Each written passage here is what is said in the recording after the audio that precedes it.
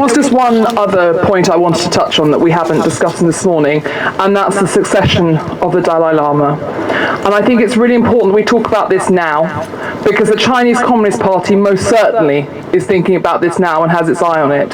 So I just want to speak very, very plainly and say that it is not for the Chinese Communist Party to determine who the next Dalai Lama is. It is for the people of Tibet and the Tibetan Institute. They alone can determine it. Reincarnation cannot be manipulated by the Chinese Communist Party, and this British government needs to start making that very clear to the Chinese Communist Party now. It will be too late to wait until the Chinese Communist Party has worked out how they're going to try and manipulate it and control this. And so for the people of Tibet, for your freedom and for your future, we need that focus to be there now, but be very clear that when that time comes, I will stand with you, Lord Alton will stand with you, and we will be very clear it is the Tibetan people who determine their own future, and you determine the Dalai Lama. And thank you again for the privilege of being able to join you all this morning.